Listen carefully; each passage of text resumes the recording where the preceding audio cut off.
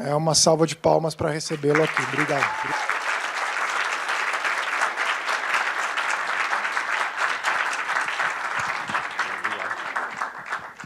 Boa noite a todas e a todos. Acho que eu vou ficar por aqui mesmo. Se precisar, eu paro aqui. Obrigado. Eu estou encarregado pela organização de conversar consigo, preparando uma boa noite de sono, né, sobre a economia brasileira. Então, dizem os americanos, é absolutamente boring. Mas eu vou tentar, porque isso é, penso, o centro das nossas questões. Eu vi a premiada da noite falando sobre estar nos Estados Unidos, voltar para o Brasil, e me comovi muito. Lembrei aqui da minha passagem lá por Harvard e me pergunto eternamente lá no Brasil, lutando esses anos todos, por que nós não resolvemos a nossa equação, se nosso elemento físico é tão generoso, se o nosso elemento humano é potencialmente tão extraordinário, o que está acontecendo com o Brasil? E aí eu já tentei examinar isso por um lado, por outro, e eu virei um cara que o que eu falo, o que eu penso, praticamente às vezes é desconsiderado para ficar apenas nos adjetivos, que eu sou um cara de pavio curto, zangadinho, falo umas coisas meio azedas e tal, etc. E eu vou tentar de novo, e agora eu estou achando um caminho para aplacar, ou pelo menos tentar, nesse instante em que as paixões e ódios ainda não vão, de novo, como vai acontecer em 2018, nos apartar, nos dividir, eu estou tentando, enquanto é tempo, a gente tentar conversar um pouco e chamar não simpatias, mas a nossa inteligência.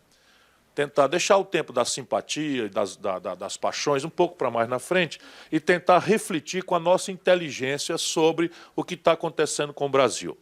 Para isso, eu estou chamando uma colaboração da história. E eu estou começando, e depois a gente no debate, na discussão, pode esmiuçar, porque o assunto é muito complexo, mas eu estou, para argumentar, parando a história brasileira no ano 1980. Porque ali parece ter se encerrado um ciclo em que o Brasil cresceu como ninguém na história do capitalismo mundial. A China andou replicando taxas de 14%, 15% algumas vezes, mas aparentemente já não vai dar sequência a isso. De maneira que segue sendo o Brasil, perdão, o país que mais extraordinariamente, mais complexamente, mais aceleradamente cresceu na história do capitalismo mundial. Ou seja, nós saímos do nada, quando acabou a Segunda Guerra Mundial, e viramos a 15ª economia industrial do planeta em 3 décadas e meia, em 4 décadas. Isso é uma coisa absolutamente fenomenal que já nos deveria permitir uma constatação. Não há defeito genético na nação brasileira. É mentira, um certo pessimismo, uma certa depreciação, não é, de que nosso jeito tropical, macunaímico de ser é uma coisa menor, sob o ponto de vista sociológico, antropológico, cultural, ou seja, qual for o ângulo. Porém, em 1980, vou arbitrar aqui para argumentarmos, o Brasil parou. Naquela data, o Brasil, e aí é por isso que eu estou tentando, porque se eu falo 1980, eu boto os apaixonados pelo Fernando Henrique dentro e os apaixonados pelo Lula dentro também, para absolvê-los ou condená-los igualmente, não estou aqui para uma coisa nem para outra. Apenas a história nos permite uma reflexão com ambos por dentro. Em 1980, o Brasil representava 1% do comércio mundial. Como um sintoma de qual era o nosso tamanho relativo, qual era o tamanho relativo da economia brasileira no mundo. 1% do comércio mundial com 120 milhões de habitantes. A China, nesta mesma data, 1980, representava 1% do comércio mundial, com 900 milhões de habitantes. Ou seja, naquela data, o Brasil era proporcionalmente bem mais rico do que a China. Se nós, com 130 milhões, representávamos 1% do comércio global, a China representava igualmente a nós 1% do comércio global e com 900, 800 milhões de habitantes, sucede daí, obviamente, que nós estávamos mandando ver melhor do que a China. Estou pedindo a inteligência das pessoas e não simpatias. O que acontece hoje, 2017? O Brasil, com 200 milhões de habitantes, representa 1% do comércio mundial. A China, com 1 bilhão e 300 milhões de habitantes, representa 12,5% do comércio mundial. Houston, we have a problem. A mim me parece flagrantemente que tem uma coisa errada. Né? Se nós tivermos o mesmo ponto de partida, e estamos em destinos tão abissalmente diferentes, parece que alguma coisa errada está acontecendo no Brasil macroscopicamente. Por que isso aconteceu? Ora, de lá para cá, por isso que eu estou pedindo esse socorro à história, para pacificar os ódios e a gente poder dedicar nossa reflexão, nossa inteligência a pensar sobre o nosso país, sem interdições, preconceitos ou ideologias que são nos vendidas às vezes como ciência boa, não sendo mais do que ideologia precária. O Brasil, de 1980 para hoje, cresceu críticos 2% ao ano em média, apenas. Esta é a razão dessa perda de corrida tão profunda, e é que nós paramos de crescer. Crescemos nominalmente, em média, de 1980 para hoje, olha que coisa impressionante, 2%. Temos um problema, ou 2 problemas, ou 100 problemas em cima de um problema. Se nós crescemos 2% em média a economia, e temos nessa transição ganho produtividade, a força do chicote da competição global, e das nossas aspirações de consumo moderno, e se nós ainda colocamos ao redor de 2 milhões de rapazes e moças por ano ao mercado de trabalho, crescer 2% não resolve esta contradição. Porque o ganho de produtividade troca gente por máquina na prática. Né? Nos canaviais de Ribeirão Preto, uma máquina colheitadeira de cana subtrai 76 homens pelo mesmo output, o mesmo produto. O prefeito de São Paulo agora resolveu proibir o uso de dinheiro nos ônibus. Na prática, é um ganho de produtividade que vai extinguir uma profissão e vai abater 50% do mercado de trabalho da operação dos ônibus. Acabou o trocador. Não estou dizendo que isso é bom, nem que é mal. Eu apenas estou dizendo que houve décadas como 70, 80, 90 ainda, em que o Brasil ganhou produtividade, é uma razão impressionante, de 3% ao ano, trocando gente por máquina e desempregando gatões da meia-idade, né? Como o orador que vos fala, né? Assim, nem tão meia-idade assim, já sou um sexagenário quase, né? Mas com grave dificuldade de requalificação, retreinamento, de volta ao mercado de trabalho. E os 2 milhões quase de garotos chegando ao mercado de trabalho demonstram um estresse adicional que pedem que o país cresça pelo menos 5% ao ano, em média, para absorver este grupo de desempregados de idade média, de média idade e de jovens, potencialmente. E dá ambiente para a expansão, não é, da massa salarial, da renda, enfim, da riqueza média do país. Por que isso está acontecendo? Penso, o grande debate. E aqui, se nós não adotarmos um método, pelo menos em comum, essa brutal confusão que hoje impera no Brasil vai nos levar a tragédias políticas que vão provar que, do jeito que está ruim, pode piorar e vai piorar muito. Portanto, a grande premissa da sociedade brasileira, penso eu, é exigir um método. Não estou dizendo que esta ou aquela é a fórmula de consertar as coisas. Cada um pode especular a sua. Mas se nós não pacificarmos, não fizermos um acordo sobre o método, ou seja, precisamos crescer. E crescer não é consequência fatalista da obra do acaso.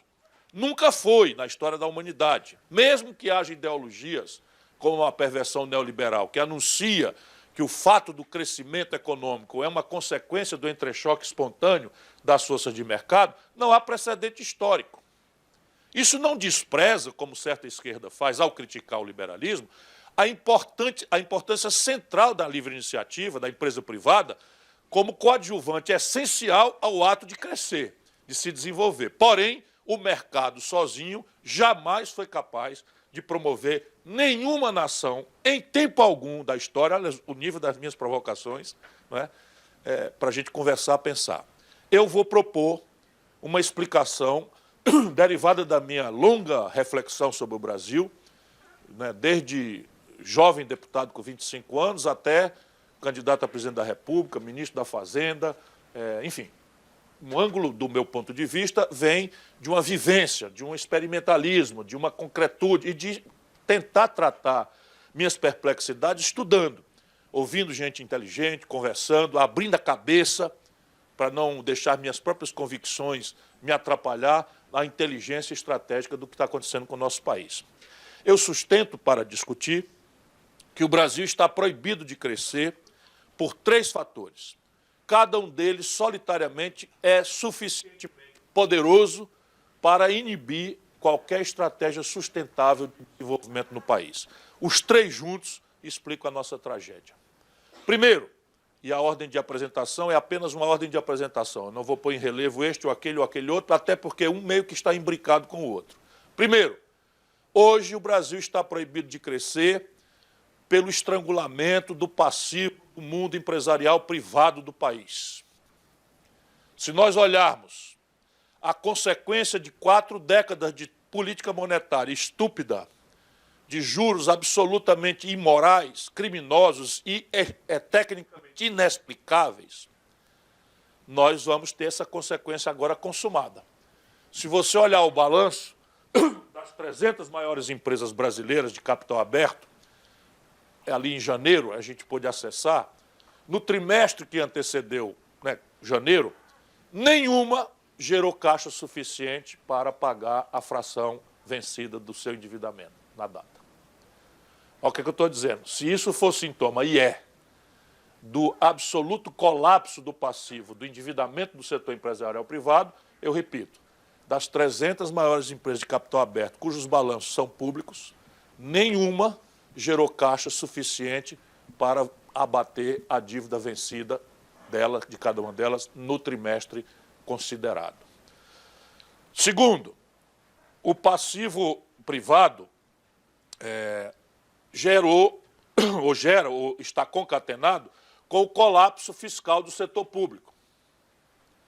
Então você tem uma grande discussão sobre a questão fiscal no país, é de fato uma discussão inadiável, porém nós estamos trabalhando por interdição ideológica numa linha que nem remotamente compreende o tamanho da questão fiscal verdadeira do país, consequência da primeira, que é a taxa de juros que colapsou o balanço privado.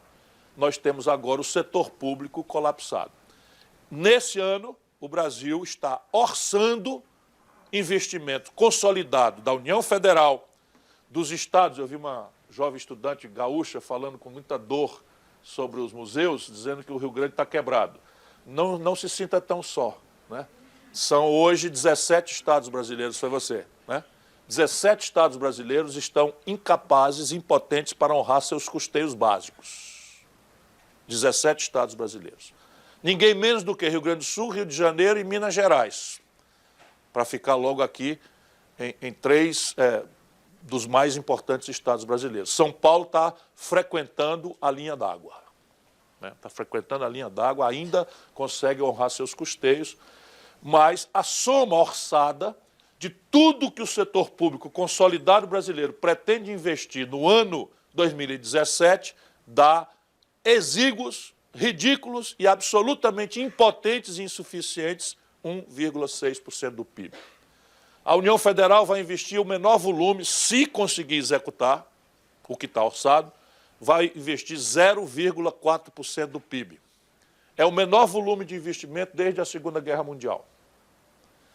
Estados e municípios juntos, o que resta, o Ceará, felizmente, ajuda um pouco nessa área positivamente, né, vai investir 1,2% se cumprir o que está orçado.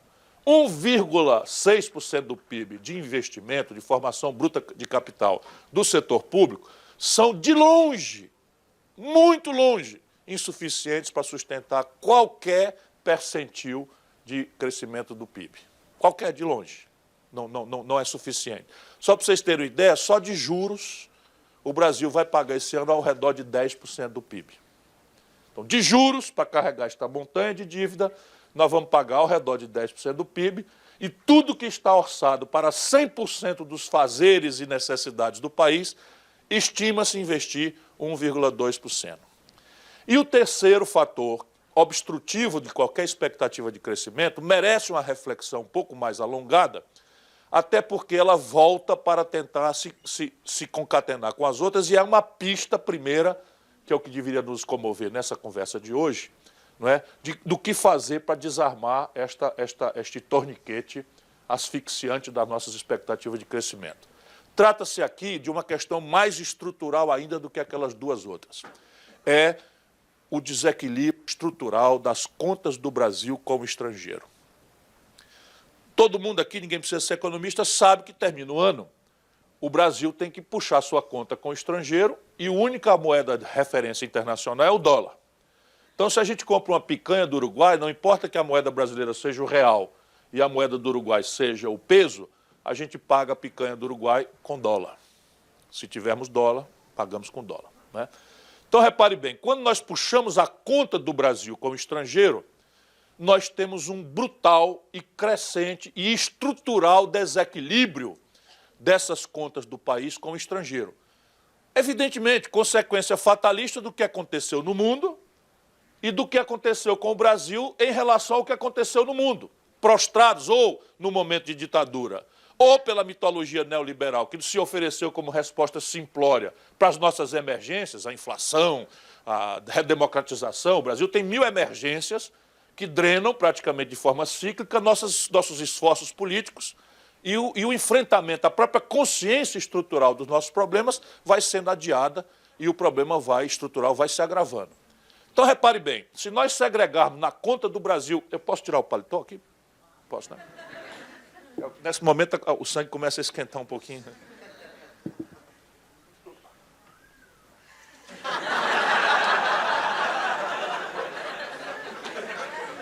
Supera aí, sabe como é, né? O frio desse. Se nós segregarmos... Eu espero que tenha sido uma moça. Não por nada, não. Se nós segregarmos, vamos estudar, meninos, né? Se nós segregarmos na conta do Brasil com o estrangeiro, a conta de manufaturado, nós vamos ter já um primeiro grande indicador do que eu estou querendo dizer. Mais simples de ser entendido na sua contundência. Ou seja, o que é que o Brasil industrializa, agrega valor e vende para o estrangeiro, e o que é que o Brasil consome, industrializado, e importa do estrangeiro, porque não sabemos fazer, ou não somos capazes de fazer, ou não fazemos pura e simplesmente sem explicação. O buraco, quando o Brasil experimenta crescer qualquer coisa, que foi o último ano com 2% de crescimento que nós tivemos, nós estamos caindo ao redor de 9% a renda média nos últimos 24 meses. Então, a última vez que nós crescemos, você expande a importação como primeira consequência de qualquer espasmo de crescimento. O buraco na conta de manufaturados do Brasil com o estrangeiro chegou a estonteantes 124 bilhões de dólares. 124 bilhões de dólares. Como é que a gente paga essa conta? Com aqueles setores que o bom pensar do Brasil e uma certa política, de novo, superficial, que não respeita a complexidade da nossa sociedade heterogênea, não é? E que a gente precisa recuperar para poder pôr as coisas com inteligência para resolver o nosso problema, nós estamos encarando esse buraco com agronegócio e mineração. Esses setores meio impopulares, né, que são acusados aí, muito estigmatizados, etc, etc. Esses setores, complexo agroindustrial e mineral, aportam, na mesma data que nós fizemos 124 bilhões de dólares de desequilíbrio no manufaturado, aportou, naquela data, 90 bilhões de superávit. Então, mesmo, né, com as coisas assim, já tem um desequilíbrio estratégico aí, mas aportou 90 bilhões de dólares de superávit. O que aconteceu, entretanto? Né? O que aconteceu, entretanto? Esses preços dessas commodities foram artificialmente inflados, historicamente, a um valor que nunca tiveram e que jamais terão novamente, que é puxado pela explosão do boom chinês, né? E trouxe os produtos de baixo valor agregado brasileiro a preços estratosféricos. Nós, por exemplo, chegamos a vender uma tonelada de minério de ferro por 190 dólares. Chegamos a vender um barril de petróleo bruto por 110 dólares. A nossa soja aumentou de preço quase 300%. O nosso milho quase 200%. Então, esses produtos de baixo valor agregado, in natura, brutos, que o Brasil exportava, ou exporta, meio que equilibravam e mascaravam esse desequilíbrio. O que aconteceu modernamente? A DAS 2008, na minha opinião, como elemento indicativo, empírico, da inconsistência, da insustentabilidade do laissez-faire ao modo neoliberal.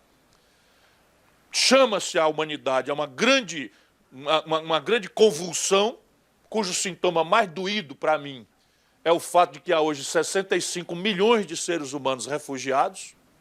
Nunca houve nada parecido na história do planeta, 65 milhões de pessoas, avós, mulheres, crianças, hospedados em barracas nas periferias da Europa, estressando o mercado de trabalho aqui, na América, na Europa, etc., etc., e fazendo o ovo da serpente proto-fascista, da xenofobia, das restrições a migrante, etc., etc., voltarem a aparecer meio despudoradamente em elementos políticos instabilizadores da humanidade, graves como o Brexit, ou, vamos ver o que é que vai acontecer, o que aconteceu nas eleições recentes na América do Norte.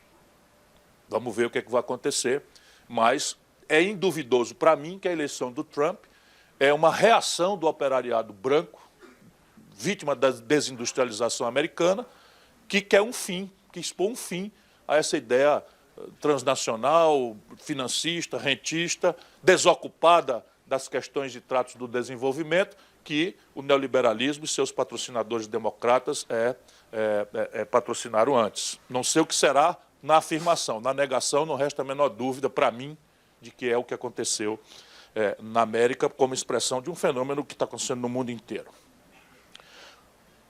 Quando os preços das commodities despencaram, o Brasil viu-se na tragédia.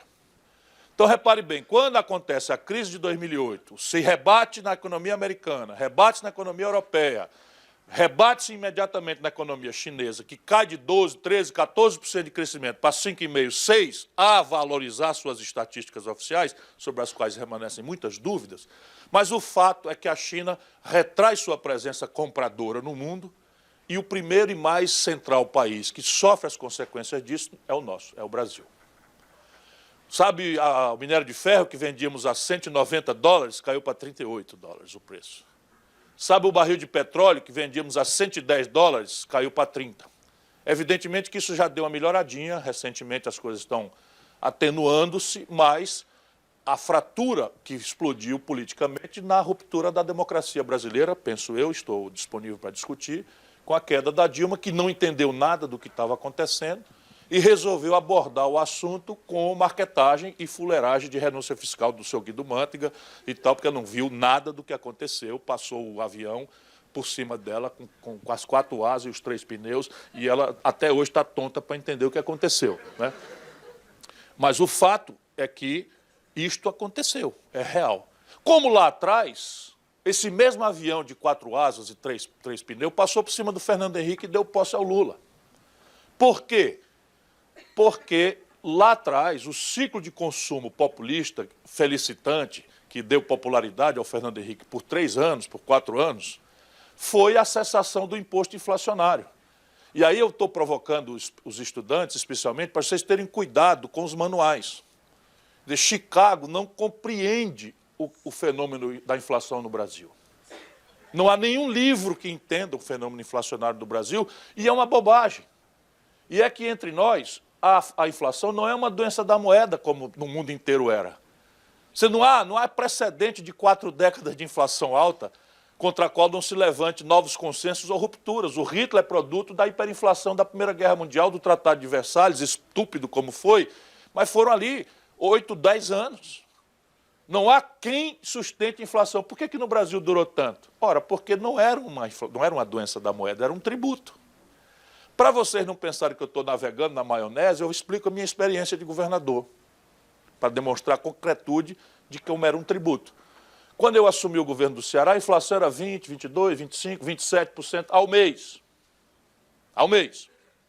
Jovens, ao mês. Né? O que eu fiz?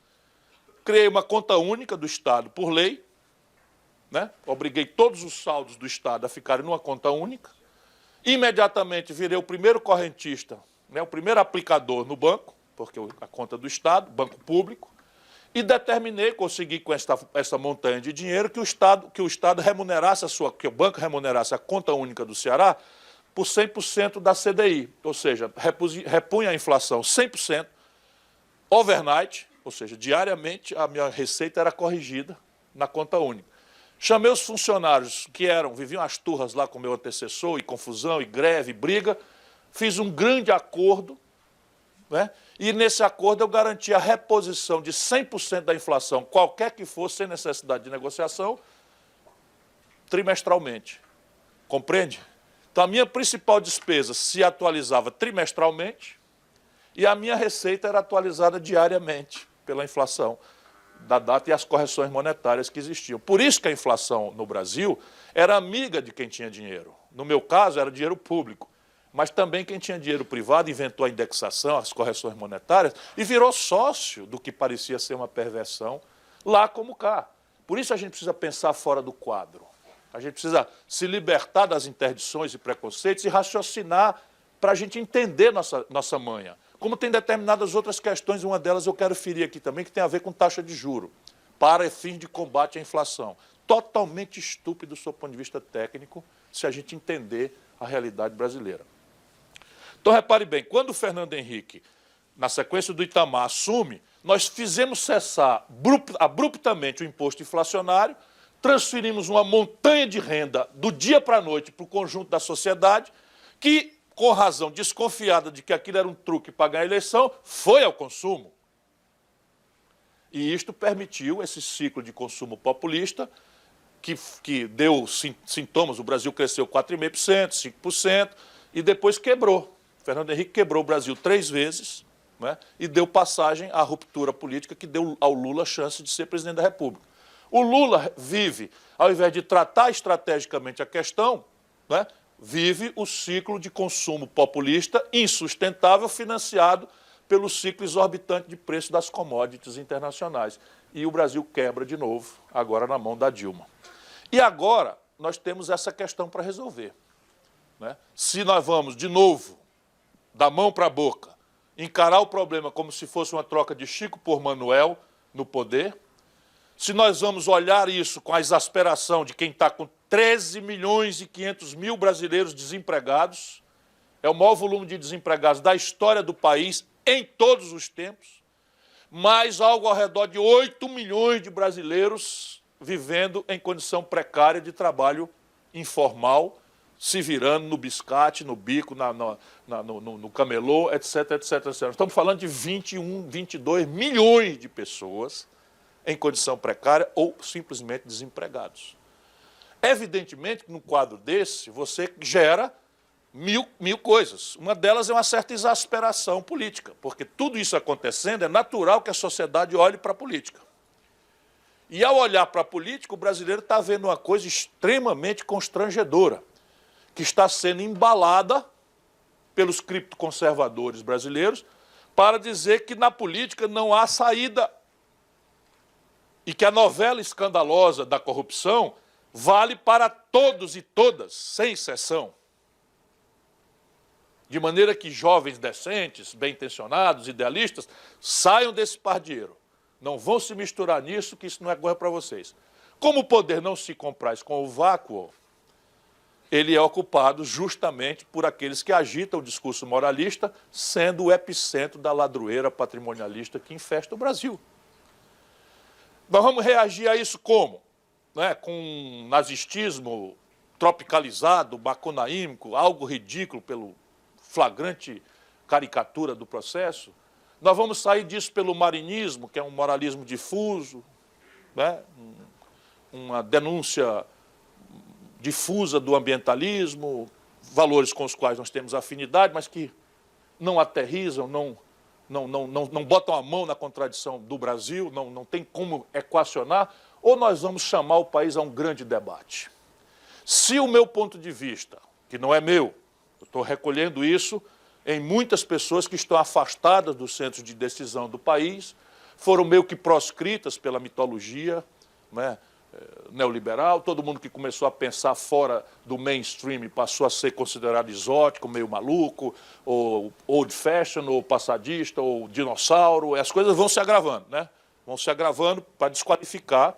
George Orwell nunca esteve tão atual como a gente olhando a nova língua no Brasil hoje, para quem não leu ainda, lê, né, 1984. Eu estou propondo que a gente imponha o método, só o método, nós o povo.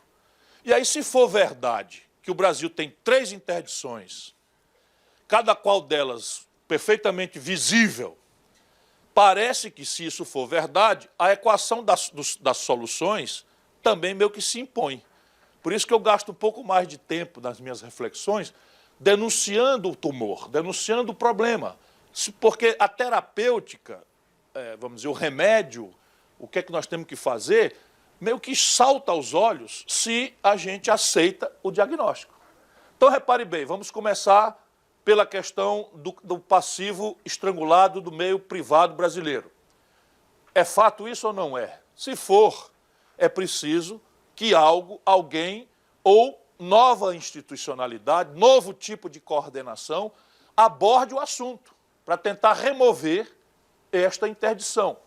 Por quê? Porque, ancestralmente, o que explica o êxito civilizatório dos países que o têm, parece que por trás da Babel institucional, da Babel de línguas, né, das histórias absolutamente únicas de cada povo, a mim me parece que há uma distinção, há uma premissa comum entre aqueles que têm êxito civilizatório. E são 3. A primeira, a institucionalidade varia. A retórica, então, varia mais dramaticamente ainda. Mas, olhando na prática, primeiro, só se sustenta aquele país ou aquela nação que tem um nível alto de formação bruta de capital, domesticamente considerado. Ou seja, o que paga desenvolvimento, que se sustenta, é o dinheiro feito em casa. Exceção única para afirmar a regra, a América do Norte, que tem poupança praticamente zero, mas financia seus desequilíbrios emitindo câmbio, emitindo dólar. Por quê? Porque tem a única moeda de termo de troca, é onde se hospeda como valor de referência e reserva de valor as reservas da China, as reservas do Brasil, as reservas do Japão, as reservas europeias. Então, todas, a América, então, é absolutamente atípica. Salvo isto, todos os países que sustentaram o desenvolvimento historicamente ou estão o fazendo presentemente, como Coreia do Sul e China, você vai olhar a formação bruta de capital, que é, na prática, o que sobra, né, desculpe os economistas aqui presentes, eu estou tentando ser o mais simples possível, entre o que uma nação produz no ano e o que ela consome no mesmo ano. Então, na China, sobra 45% do PIB. Na Coreia do Sul, sobra 47% do PIB. Da velha Europa, com todas as dificuldades, sobra 30%, 32%, 34% do PIB. No Brasil, hoje, nós estamos em ridículos, exíguos 15% e despencando do PIB. Ou seja, temos uma aguda necessidade estratégica de financiamento e, ao contrário do que a vã filosofia ou a mitologia ideológica que nos vendem como ciência boa, o nível de formação bruta de capital de um país não é consequência fatalista do espontaneísmo individualista das forças do mercado. Parênteses, volto a dizer que as forças individuais do mercado são absolutamente essenciais ao êxito estratégico, como eu tentarei demonstrar no terceiro argumento. Porém, o nível de formação bruta de capital de um país é consequência de arranjos institucionais que a política faz ou deixa de fazer. Faz bem feito ou faz mal feito? Faz ou não faz? E, no caso brasileiro, são flagrantes as pistas de por que é tão deprimida a nossa formação bruta de capital. É o sistema tributário regressivo, é o sistema previdenciário de repartição numa demografia envelhecida, é a inexistência de um mercado de capitais verdadeiro. Não existe venture capital no Brasil, sequer a expressão em português existe. Ou seja, no Brasil, se o Steve Jobs fosse ter aquela ideia que ele teve, ele ia abortar, ia ser uma das grandes ideias malucas que morreu na praia, porque ele construiu todo o seu império a partir de venture capital. O Facebook foi com venture capital, enfim. Nós não temos sequer a expressão em português. A Bolsa de Valores do Brasil não capitaliza uma empresa, jamais, nunca capitalizou uma empresa. Ela é um cassino, onde você joga empresas que já estão capitalizadas, você joga e especula se a ação sobe ou desce na margem, etc, etc. Você não tem uma empresa que fez um IPO e que lançou ações para abrir uma empresa, abrir um capital de uma empresa familiar. Na Bolsa de Valores não acontece isso, porque não existe. Né? Só falando concretudes. O segundo fator é uma coordenação estratégica. Volto a lembrar que eu falei aqui que não, as instituições são inimitáveis, a história de cada nação é sua, né, a política e os valores de cada nação são seus, não são imitáveis, e nós devemos evitar a ideia de imitar.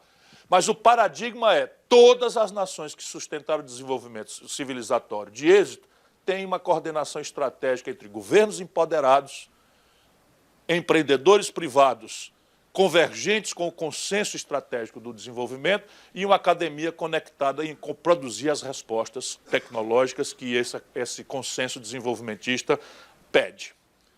Todas as nações. Então, a América do Norte talvez seja mais difícil de explicar, mas alguém aqui imagina, tendo mesmo desconhecido o New Deal, tendo mesmo desconhecido o que aconteceu com a América no esforço da Segunda Guerra Mundial, mas presentemente, alguém imagina que a América seria o que é, do ponto de vista tecnológico, que é seu protagonismo hoje, do ponto de vista econômico, se não for a compra governamental, a pretexto bélico, a pretexto de defesa, a pretexto da corrida aeroespacial? É daí que sai a nova revolução industrial. Eles estão financiando a terceira revolução industrial em novos materiais, semicondutores, supercondutores, biotecnologia, robótica, enfim. Tudo isso é feito aqui na América por essa convergência estratégica entre um governo que faz o que tem que fazer, um empresariado convergente com isso e uma academia imediatamente comprometida, sem perder sua autonomia acadêmica e seu distanciamento crítico, com a construção das soluções estratégicas que isso pede. E terceiro, investimento em gente. Isso não pode mais ser retórica. O Brasil tem metade da escolarização argentina.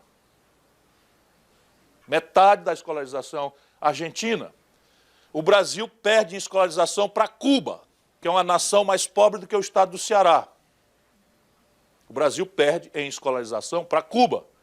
E isso eu estou falando de tempo na escola. Quando eu me debruço sobre a qualidade da pedagogia, a qualidade da educação que nós estamos oferecendo por média à sociedade brasileira, aí dá vontade de chorar. Se eu não fosse um agressivo militante, um agressivo lutador, a vontade é de se deprimir e chorar. Porque é uma merda, é um desastre completo. Não há como diminuir essa contundência, porque o gasto por aluno ano no Brasil é criticamente baixo. O gasto do Brasil em desenvolvimento e pesquisa, passando lá para frente, é quase nenhum. Pesquisa e desenvolvimento é quase nenhum. Vamos ter essa clareza. Isso então são decisões. E sabe o que nós fizemos recentemente? Nós estabelecemos um pseudo-piloto automático para resolver o descalabro fiscal do país, uma emenda à Constituição que deixa livres de qualquer regulação ou controle o gasto mais antissocial e inexplicável econômica e tecnicamente, que é os 46% do orçamento destinados ao rentismo, aos juros da dívida, e tabelamos, congelamos ao valor nominal mais a inflação pretérita, os gastos correntes com saúde e educação, ciência, tecnologia, defesa e coisas que tal. Se, como eu sei, as corporações poderosas têm sempre a força de obter para si privilégios, por exemplo, na partida dessa emenda à Constituição, os políticos, os judiciários, os promotores conseguiram um reajuste de 41%. Se isto vai acima, vai ter que ser descontado do valor nominal das outras funcionalidades. Ou seja, quanto mais difuso, mais atomizado, mais inorgânico, mais popular for o interesse envolvido, mais desfinanciado ele estará. Ou seja, nós tomamos uma decisão de um governo ilegítimo, produto de um golpe que congela por 20 anos os gastos com educação no Brasil. Só para dar um exemplo prático. Investimento em gente. Não é possível ter produtividade numa economia que tem 600 mil casos de malária por ano na Amazônia. Não é possível imaginar produtividade global ou competitividade sistêmica global numa sociedade que tem 450 mil casos de dengue, chikungunya e zika, não é? Em São Paulo, no Rio de Janeiro, em Minas Gerais. E agora a febre amarela voltou aos centros urbanos do Brasil. Porque o investimento em profilaxia, o investimento em educação, o investimento, são todos precarizados, dramaticamente reduzidos e contraídos. Se isto é verdade, aqui também estão as pistas. Então vamos lá. É preciso ter uma agenda de longo prazo, e eu vou terminar. Os seus 15 minutos é dos grandes, né? Porque ela está apontando para mim aqui, vai falar uns 15 minutos que tem 15 minutos aqui. Ela está prestando atenção, isso é que é bom, né? Então, se é verdade que o êxito civilizatório pede esses movimentos estratégicos, isso é uma agenda de fôlego, é uma agenda de longo prazo que tem que ser desenhada, o debate ao redor da institucionalidade necessária para produzir isso tem que ser posto sem a pressa das angústias do enfrentamento das fogueiras, das crises conjunturais, mas tem que ser posto como pano de fundo de um novo projeto de país, de um novo projeto de nação. E se o país precisa crescer para diminuir as contradições, nós voltamos ao diagnóstico. Se o passivo das empresas está assim estrangulado, é preciso consolidá-lo. Há mil caminhos. Há mil caminhos. Nenhum deles é o espontaneísmo individualista dos mercados. Neste momento, o sistema financeiro brasileiro está com as portas fechadas para o mundo empresarial do país. Ninguém renova nem papagaio pequeno. Ninguém está pagando ninguém. A reserva de crédito de recuperação duvidosa já é a maior da história.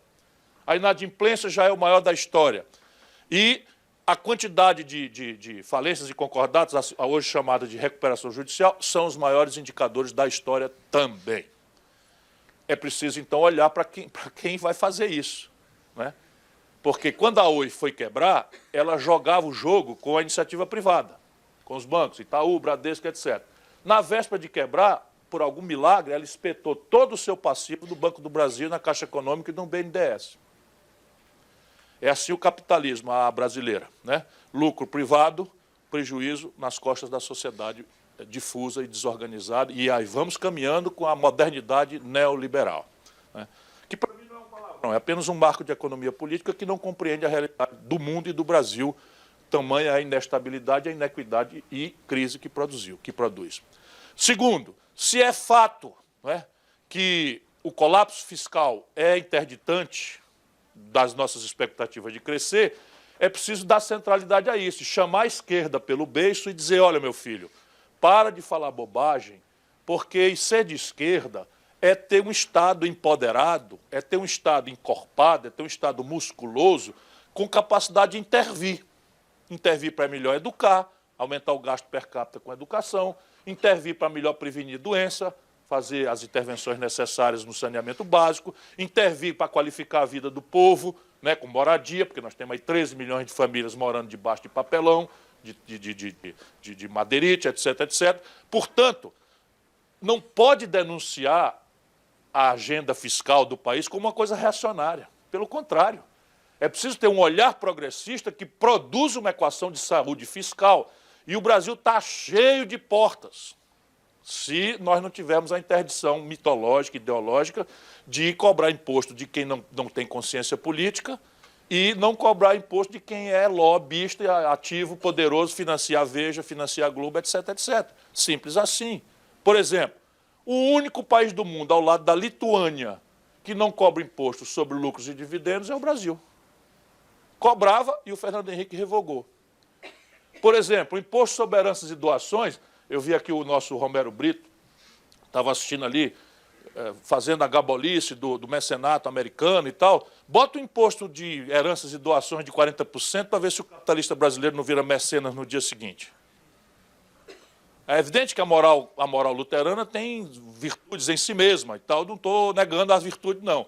Mas aqui na América pode chegar a 40% o imposto sobre herança. Então é muito melhor o Bill Gates fazer uma fundação que é isenta e começar a fazer doações bilionárias por aí afora, imortalizando-se, né, como um bom mecenas e fazendo coisas de fato relevantes para a comunidade, do que amanhã 40% da sua fortuna embatendo o fisco. Sabe quanto é o imposto sobre herança no Brasil, por média? 4%. 4%. No Ceará nós já botamos em 8%. Mas é pouco, né? Então tenhamos clareza. Isso aí agora quem seria beneficiário de um movimento desse? As crianças pobres das favelas brasileiras, que não estão nem aí, não estão sabendo de nada, não vão lutar, não vão se organizar. E quem é o prejudicado? O bilionário, que está aí financiando política, que está aí pagando propaganda, está aí desmoralizando pessoas que falam isso com clareza, pelo menos tentando, né? Isso é a nossa tragédia. Enfrentar a defesa dos interesses atomizados, difusos, desorganizados, né? e confrontar o lobismo, os grupos de pressão do pacto conservador. De novo, por fim, termino. Quanto é que está aí? 5 minutos. Termino para a gente discutir a questão do desequilíbrio externo. Essa aqui é absolutamente a chave e nós deveríamos começar por isto. E aí, esse desequilíbrio externo, ele é produzido por uma questão muito simples da gente entender. O nosso modo, hoje em dia, quer dizer, a minha geração, eu vou fazer 60 anos esse ano, a minha geração buscava ser feliz no ambiente espiritual. A gente está na vida querendo ser feliz, mais ou menos conscientemente. O que nos guia, o que nos faz acordar e sair para a rua, é a busca de ser feliz. Na minha geração, essa busca se feria no ambiente espiritual, não estou falando de religião. Era o romantismo, era a poesia, né? Era a serenata, era a música e a insurgência revolucionária. Nós nos víamos como ninguém menos capazes de confrontar, não era só o sargento da esquina, nós éramos capazes de sublevar, né, a humanidade, revogar os padrões conservadores de organização da família em bases judaico-cristãs, mononucleares, né, até a viagem lisérgica, né, foi um equívoco grosseiro, mas era tal nível de liberdade espiritual que a minha geração tinha, e isso era felicitante. Modernamente, se busca ser feliz, inconscientemente, no acesso a um padrão maravilhoso de consumo, cuja informação é a única coisa que está globalizada. É impressionante. Globalização, papo furado. A única coisa que está globalizada é a informação. E a informação de um padrão de consumo maravilhoso, ao qual nós referimos a nossa felicidade. Isso não é trivial, porque os elementos iconográficos do êxito social estão no consumo. Os elementos da aceitação de um garoto pelo grupo estão em referências de consumo.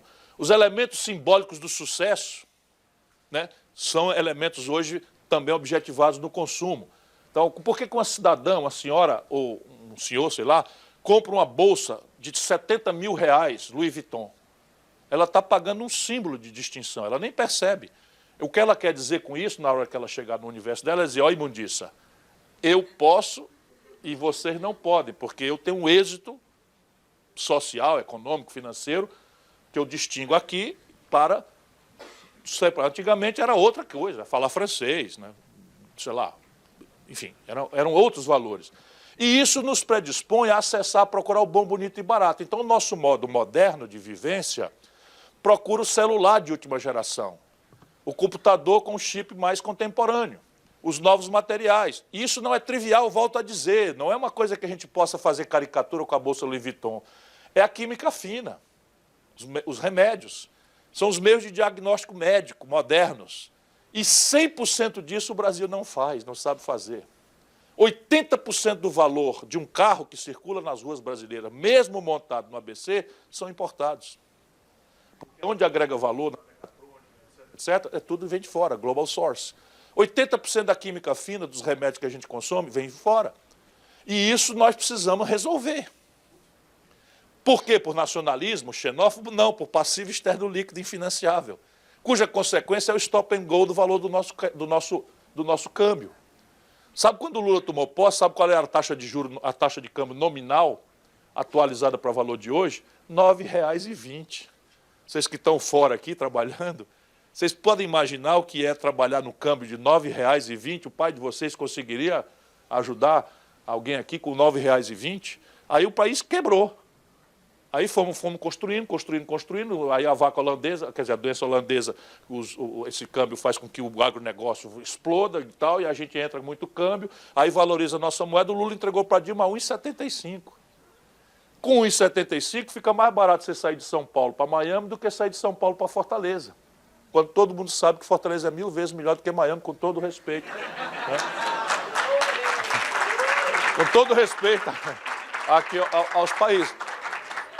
E isso tem que ser resolvido. E aí você tem caminhos para resolver. E eu vou terminar dizendo, ó, em qualquer circunstância, nós precisamos encarar lucidamente esses nossos problemas. E nenhum atalho, nenhuma simplificação, nenhuma fórmula que nos é vendida, volto a dizer, como ciência boa, sendo ideologia de quinta categoria, vai nos dar o caminho. E agora o Brasil chegou no limite. Não tem mais ciclo artificializante e o próprio ciclo político se exauriu. As duas grandes novidades da pós-democracia, da redemocratização do Brasil, estão aí atoladas no escândalo e na desmoralização e na descrença de lado a lado. Não é possível que a gente não desarme essa bomba. É preciso recuperar a democracia. Obrigado por sua atenção.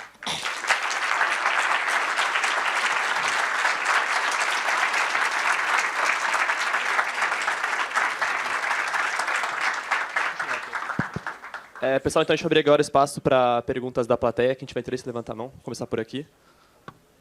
Desculpa, não vi quem está levantado.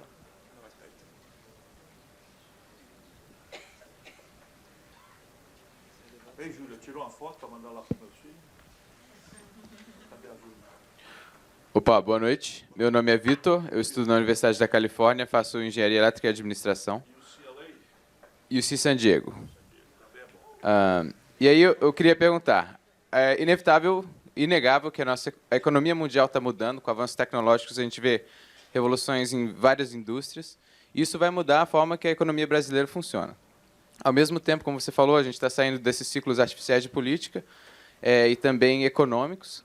E aí eu me pergunto, como é que a gente pode confiar nos mesmos players, nos mesmos políticos de sempre, que têm se provado over and over, que vão abusar do sistema para benefício próprio, para gerar mudanças transformadoras na nossa sociedade?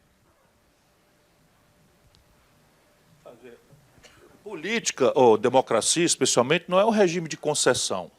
Democracia é um regime de conquista.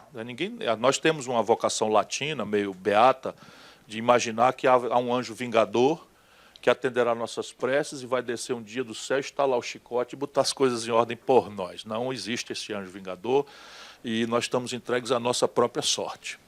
O que, de um lado, é muito ruim, porque, né, a gente não tem esse pai salvador, não haverá ele, qualquer um que se ofereça como tal é um mentiroso ou um enganador, ou um iludido, às vezes é um iludido também, né? Boa pessoa, mas não sabe de nada.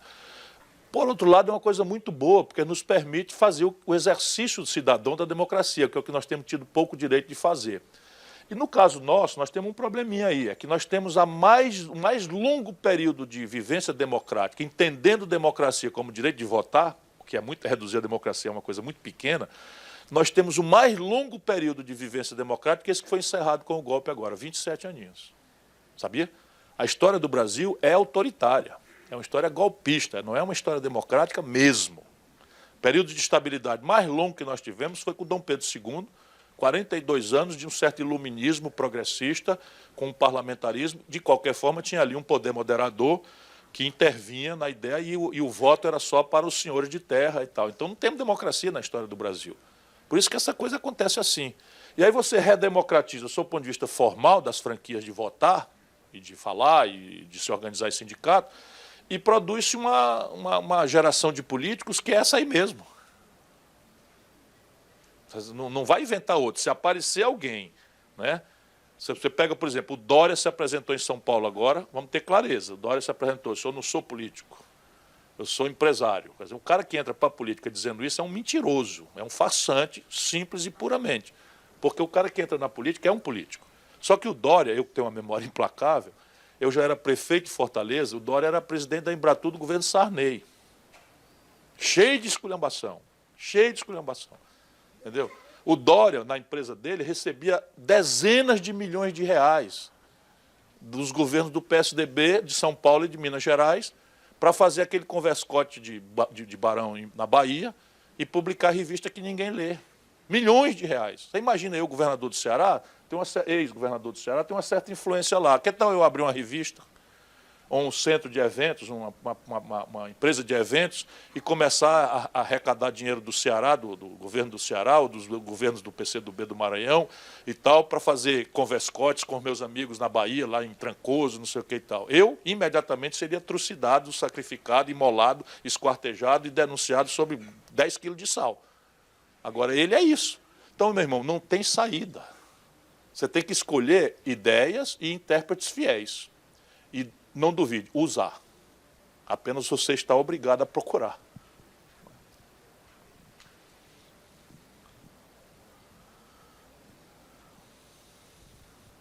Ciro, primeiramente, obrigado por vir aqui pelo debate. Não, primeiramente, fora Temer. Obrigado. Obrigado. Você mencionou aqui sobre a crise da commodity, como a Dilma e o Guido Mantega não viu a crise da commodity vindo, que o avião passou pela cabeça dos dois. E muitos países que são muito mais economicamente dependentes da commodity, como o Chile, não foram tão afetados como o Brasil. Então, você disse que é golpe e tudo mais. Ou a incompetência da Dilma, ou é golpe. E um golpe que foi pelo Congresso, tudo mais, sem votação, foi tudo em norma da lei. Então, qual dos dois é? A Dilma foi muito incompetente ou foi um golpe? Não, os dois é verdade. Rigorosamente, os dois são verdade. Não sei porque na sua cabeça essas coisas se organizaram como antagônicas. A incompetência desconstituiu a força dela no meio do povo e permitiu a máquina do golpe andar. E por que é golpe? É porque no presidencialismo, que é uma tragédia institucional que nós adotamos, imitando a lógica americana, sem ter a história dos Estados Unidos, nós copiamos rigorosamente o presidencialismo americano na Constituição de 1891 e temos replicado essa decisão igual à cópia americana, quando a história americana não tem nada a ver com essa lógica de impasse que nós desenhamos lá. Isso merece uma reflexão. Então, eu farei agora. Então, repare, a Dilma, ao desconsiderar a questão e substituir a política por marketing, a não pedagogizar para o povo a consciência dos desequilíbrios, a Dilma se desconstituiu, porque no dia seguinte que ela toma posse, no segundo mandato, desvaloriza o câmbio 42%. Faz um tarifaço de 72% na tarifa de energia elétrica de São Paulo. Então, ela se desconstitui. Por que o Chile não sofreu? Porque o Chile não tem desequilíbrio no balanço de pagamentos. O Chile tem commodities, mas o Chile tem uma commodity monopolista, que ele segura o preço mundialmente. Pouco importa a sazonalidade, que é o cobre. Ele tem essa força que o Brasil poderia tentar fazer em algumas questões e não faz, por prostração. Podia jogar em linha com a Austrália, por exemplo, e não deixar o minério de ferro afundar como afundou. Mas na Austrália eles não fazem isso, ficam aproveitando a tragédia para fazer mais barato ainda. Enfim, isso é uma digressão. Mas o Chile não tem desequilíbrio estratégico na conta dele com o estrangeiro, nem em nenhuma das coisas. E o Chile é uma sociedade rudimentar comparada com a complexidade da sociedade brasileira, sendo, por exemplo, o dobro da escolarização do Brasil também. Então, o Chile é um país realmente muito melhor administrado, tem seus fundamentos econômicos muito melhores, mas abriu mão de qualquer veleidade industrial. Essa é a questão. O Chile abriu mão. Não tem nenhuma veleidade industrial, fez um acordo bilateral com os americanos, que deram a ele privilégios para isolar o Brasil quando nós estávamos construindo o Mercosul, resistindo à ideia da ALCA, que está provada aí o desastre que foi agora. E nós aqui temos esse problema agora da Dilma. Agora, por que foi golpe? Eu não sou um cara que eu possa andar dizendo as coisas como um petista desvairado. Eu não sou petista, muito menos desvairado. A questão é que eu sou professor de Direito Constitucional. Eu sou professor de Direito Constitucional. E aí, no presidencialismo, você só desconstitui um governo por cometimento de crime de responsabilidade. É a única condição. E a Dilma nem sequer acusada foi de crime de responsabilidade. Todo o processo tramitou com os protocolos formais, como já tinha acontecido no Paraguai. Como agora aconteceu, o Maduro pegou o Supremo Tribunal Federal, o Supremo Tribunal venezuelano, usurpou, já corrigiu, usurpou os poderes do parlamento. Está tudo dentro dos protocolos lá. A Suprema Corte da Venezuela subtraiu os poderes do parlamento. O Paraguai agora ontem tocou fogo no parlamento porque o parlamento resolveu votar a reeleição fora da época que o regimento permitia e eles mudaram o regimento. Então, modernamente, não existe mais sargentada.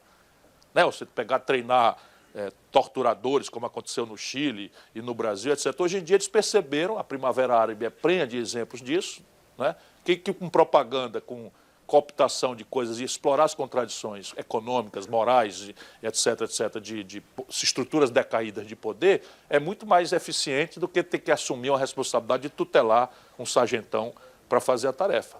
Agora, por que eu disse que valia a pena a gente falar nesses desequilíbrios e tal? É que, na verdade, a Dilma, quando tomou notícia das coisas, ela começou a fazer renúncia fiscal. A economia esfriou, e a forma dela fazer foi um keynesianismo mal e porcamente lido, que era renúncia fiscal em oligopólios. Como se o fato da retração da demanda fosse mitigável por transferência de renda pública. Resultado, a questão fiscal se agravou de uma forma absolutamente dramática. E, evidentemente, isso não é saída. Se diga. Pode? Última pergunta aqui, não, então. Deixa só ele replicar aqui. Você acabou de falar que a Dilma usou o modo errado, que mecanismo errado e tudo mais. Isso não faz ela uma das principais culpadas pela crise? Se ela fez isso, se ela... Olha, culpa é um conceito católico que eu já me livrei dele faz muito tempo. Tá certo? A Dilma era responsável A Dilma era responsável pela sanidade dos negócios de Estado no Brasil. Isso deu muito mal, um governo muito ruim. Agora, isso autoriza a derrubá-la? A questão é simples, é jurídica. A questão é jurídica, meu companheiro. O governo ruim não é causa bastante para interromper o mandato. É no parlamentarismo. Eu sou parlamentarista. Por que eu fiz a experiência americana intransplantável? Porque aqui nos Estados Unidos você tem 3 diferenças fundamentais. Primeira, o direito aqui é consuetudinário. Não está tudo rigorosamente escrito e você precisa de 3/5 para mudar a coisa. Aqui os tribunais vão dizendo, como disse recentemente a Suprema Corte, de que o dinheiro deve ser expressão livre, inerente ao direito de expressão. Para a nossa moral católica, isso é violento.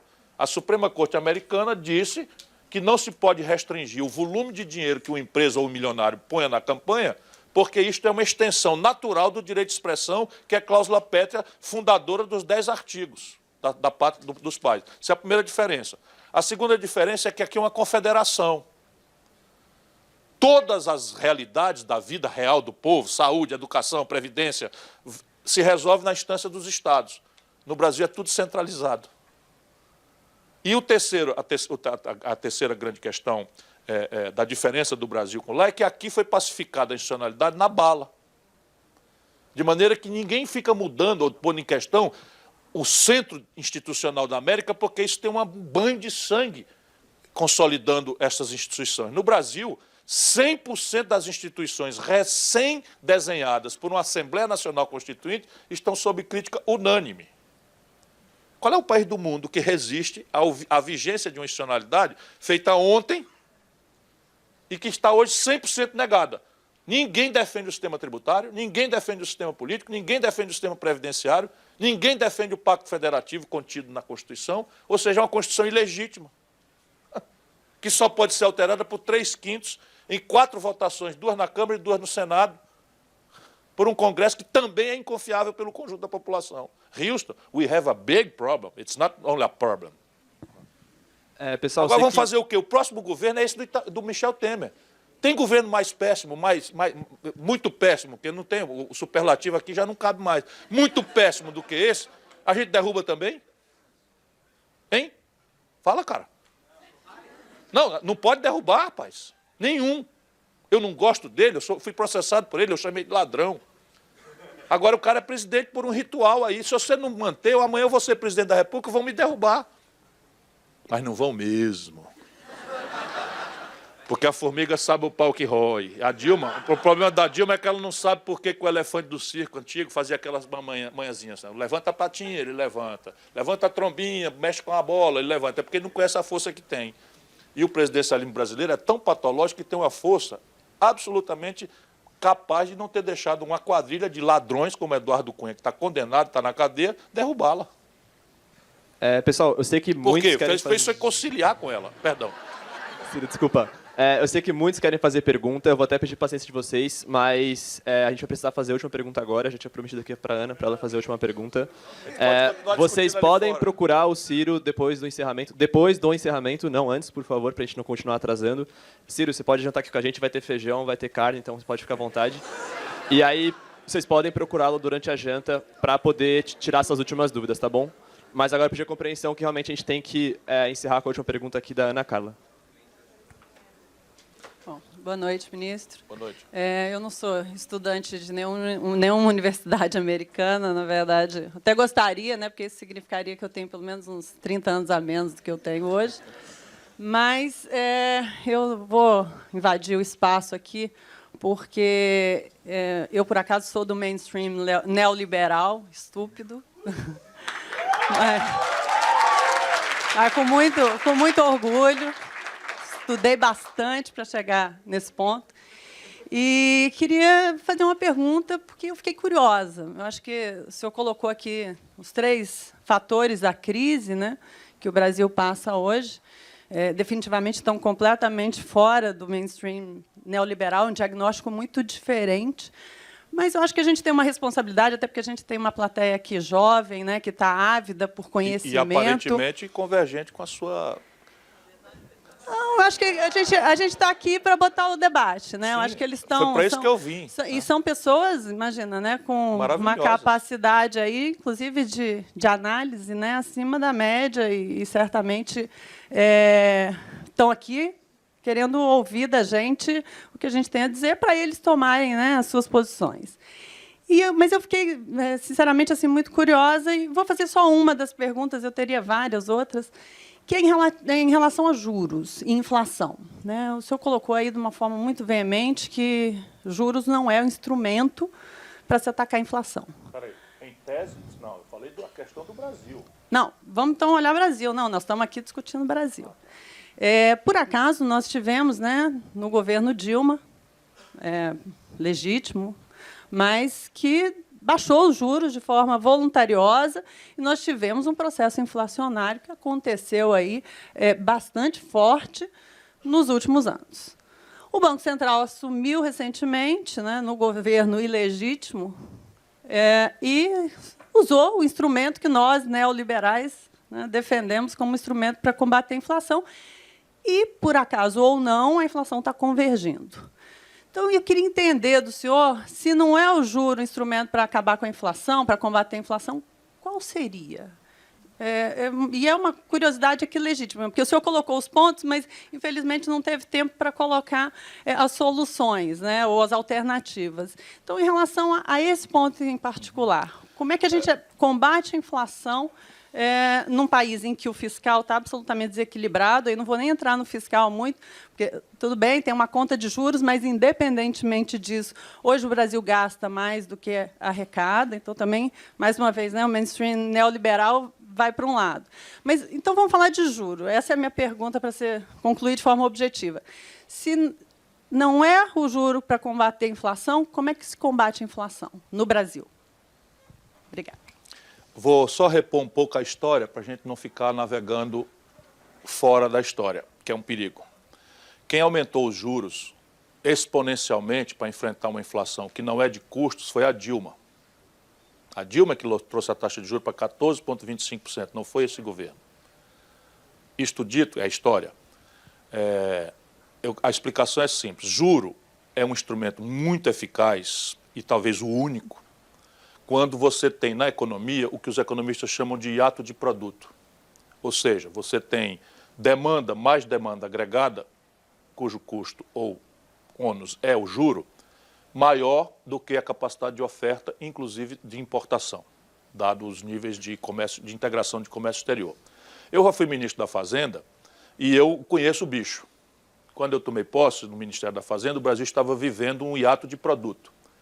Quando a gente encerrou o imposto inflacionário, todo mundo foi imediatamente ao consumo, nós entramos em 100% de capacidade instalada, ocupados, trabalhando em 3 turnos e havia claramente mais demanda do que oferta. Portanto, neste momento, teoricamente, por isso que eu pedi a vocês, e vocês que bateram palminhas aí, parem para pensar e depois voltem para o mesmo ponto. Não precisa mudar, não quero simpatia, mas vocês são jovens demais para estarem convencidos de uma perversão que se provou absolutamente insustentável. E agora vai ter paciência, eu vou demonstrar. E eu não acho que o neoliberalismo seja um palavrão, é apenas uma impertinência de economia política olhado do ponto de vista do Brasil. Por quê? Abro um parênteses na questão do juro. Por quê? Porque as condições de empreender globais não são globais. A taxa de juros é global, minha gente querida. Faz 10 anos que o mundo rico está praticando taxas de juros negativas como resposta à crise de 2008. A taxa de juros real no Brasil está subindo. Se todas as outras condições de empreender forem iguais e esta condição for assim tão brutalmente assimétrica, uma economia que se financia a juros de 12, no caso 8% de juro real, isso se põe acima da média de rentabilidade dos negócios, essa economia morre. Simples assim. Depois, o nível de sofisticação tecnológica embarcada em bens e serviços modernamente nas vanguardas globais impõe uma produtividade, uma aprazabilidade, uma decisão de consumo inviável de competir, seja em qual produto ou serviço for, com produtos ou serviços produzidos em escala em tecnologia defasada e retardatária. O nível de sofisticação tecnológica de um país não é igual ao do outro. por 1000 razões, né, atavicamente o nível de investimento em saúde, em educação, em ciência, tecnologia, extensão universitária, mas fundamentalmente por protecionismo. Sabe, o Brasil é um de 8 países, minha companheira, que sabe montar um avião no mundo. Pois bem, parte do avião, a aviônica, é monopólio de uma empresa fornecedora do sistema industrial militar americano. E na letrinha pequenininha do contrato, eles dizem lá que arrogam a si, comercialmente, não é OMC, nem diplomacia, não. É comercialmente, eles arrogam a si, como único fornecedor do mundo, o direito de embargar a venda do avião com a tecnologia embarcada deles a terceiros mercados. Aí o Brasil pega o encomenda da Venezuela, os americanos estão desestabilizando a Venezuela por petróleo. Temos clareza disso com todo respeito, isso aqui é uma universidade, nós estamos pensando juntos aqui, por petróleo, estão desestabilizando a Venezuela e eles embargaram a venda da Embraer. Simples assim. De embargar a venda da Embraer. A Embraer perdeu o valor na bolsa, perdeu a encomenda, botou 600 rapazes e moças como vocês, treinadíssimos, para fora. Porque a assimetria competitiva, sob o ponto de vista tecnológico, é um dado da realidade mundial. Sob o ponto de vista do Brasil. Se eu fosse um lord inglês, eu não teria dificuldade de ser neoliberal, não. Porque eu entendo que os produtos vindos da Ásia, né, desonerados da clava fiscal do welfare state, estão destruindo a economia europeia em terceiros mercados e começando a agredi-los nos seus próprios mercados. Então, você desmontar o welfare state, eliminar, diminuir, reduzir a carga tributária, etc., etc., etc., e fazer políticas sociais compensatórias em direção a 1, 2% de pobres, eu entendo. Pode acreditar que eu entendo, eu vivo pensando, raciocinando. Mas há um terceiro fator para o qual o Brasil tem que acordar, juventude, atenção, que é a escala. O empreendedor de vanguarda, ele se apresenta para a competição mundial invariavelmente com mega escala. O que quer dizer na prática o seguinte, a mega escala invariavelmente faz o bem ou serviço se apresentar na competição mais barato do que custa produzir em pequena escala. Compreendem isso, não? Compreendem, não? É assim, a agenda do empresariado conservador brasileiro é estressar o custo do trabalho, estressar o custo tributário e preservar a cunha monetária, porque ele perde na empresa e ganha quando aplica o excedente no banco. Eu vou voltar ao juro, não esqueça que eu vou voltar ao juro já já. Pois bem, aí fica estressando. Uma calça jeans hoje da China chega na Sulanca de Caruaru, que não tem imposto, não tem previdência, não tem formalidade nenhuma, mais barato do que custa produzir a mesma calça num cluster absolutamente informal, ultra neoliberal, ultraliberal. Por conta de um fator. Você quer fazer uma parte ou eu ouço, em vez de comentar para o lado? Você não quer fazer uma parte para mim?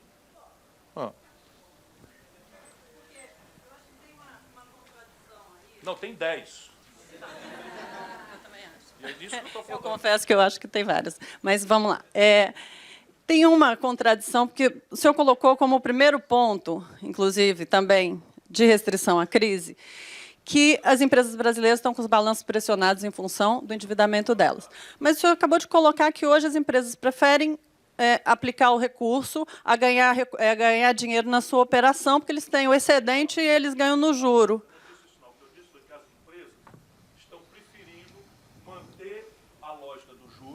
Porque elas tiram um excedente, mesmo sofrendo o diabo, está se desnacionalizando, estão quebrando, mas na transição elas tiram o excedente e hospedam no rentismo. Mas se elas estão endividadas, como é que elas têm excedente? Só um pouquinho. Há um excedente qualquer que acontece, eu venho de empresa também, trabalho nessa SACN, tá certo? Isso é uma história. Hoje, trimestre, está isso, está nessa questão estrangulada. Mas qual é a contradição que você está vendo? Isso não é o fato real no Brasil, não, extensamente. Não, eu só perguntei... Não, eu estou respondendo. Não é um fato real de que o Brasil hospeda seu excedente financeiro no rentismo, porque o rentismo paga mais do que a rentabilidade média dos negócios da economia real. Mas então as empresas não estão com seus balanços pressionados, ministro. Se eles têm excedente e estão ganhando dinheiro no mercado financeiro... É caixa. Basta ter caixa. Basta ter caixa. Quando você fatura, o dinheiro fica ali na sua mão. O vencimento vai ser amanhã, você bota no juro. Compreende? É simples assim. Pessoal, a discussão está... Não, mas peraí, eu vou terminar a resposta. Não, vamos lá. Certo.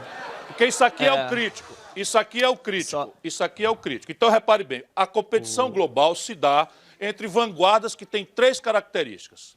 Primeiro, eu termino já. Porque... Eu termino nesse segundo. Um minutinho, pode ser? Pode. Um minutinho, tá bom. Um minutinho. Tá, não, como é que eu posso deixar sem responder isso aqui? Eu vim para cá para isso. É 1 minuto.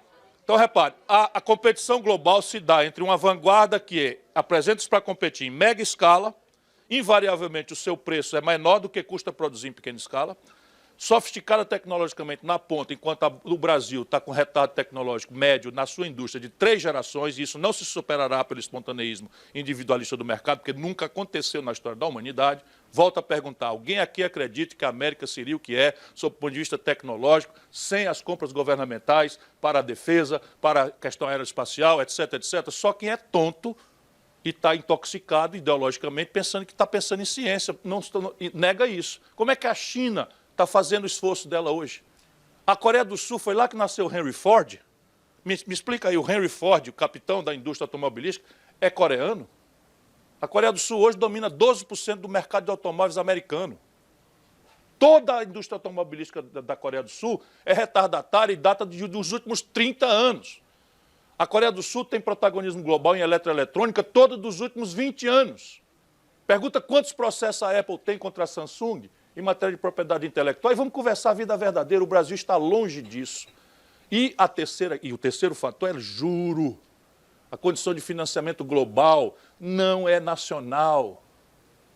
É simples assim. A Ambev, que patrocina a gente aqui, é uma empresa brasileira globalizada, ela se financia globalmente, a juro negativo de 1,5% ao ano. O empresário brasileiro está descontando a duplicata, está 2,5% ao mês.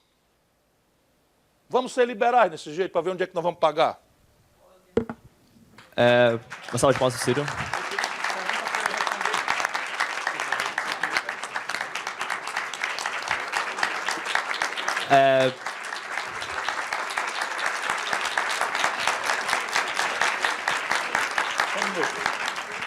Juro. Quando a Dilma botou os juros a 14,25%, só um minuto. Quando a Dilma botou o juro a 14,25%, prostrada à mitologia do Levi, cuja experiência anterior para ser ministro foi quebrar o Rio de Janeiro, e vi com essa baboseira toda lá, a Dilma botou 14,25% porque tinha uma miragem de inflação. Não era de tempos lá do juro baixo, não. Deixa eu lhe repor a história novamente. Era da desvalorização do câmbio. Pergunta se Chicago sabe, se tem algum paper, vão estudar, se tem algum paper explicando o que é que aconteceria com a economia americana se o dólar se desvalorizasse 42% em 60 dias. O cara diz, pardon me? Não, meu patrão, estuda aí, fala qual é a consequência para o sistema de preços relativos americano, para a política do Fed, se o dólar se desvalorizasse de um dia lá, em 60 dias, 42%. Isso não é inflação. Isto é uma miragem de inflação, isso não é inflação. Por quê? Porque 34% da capacidade instalada do Brasil estão ociosos, não tem hiato de produto. Sabe qual é o efeito de taxa de juros sobre preço sensível a câmbio? Zero. Sabe qual é o efeito da taxa de juros sobre tarifa de energia elétrica que um decreto do governo reajusta em 72%? Zero de novo. Sabe qual é a taxa de inflação projetada por 12 meses agora, minha companheira? 3,8%. Sabe qual é a taxa de juros do Brasil? 12%. Ou seja, o seu presidente está aumentando a taxa real de juros. Pessoal, vamos encerrar por aqui, então.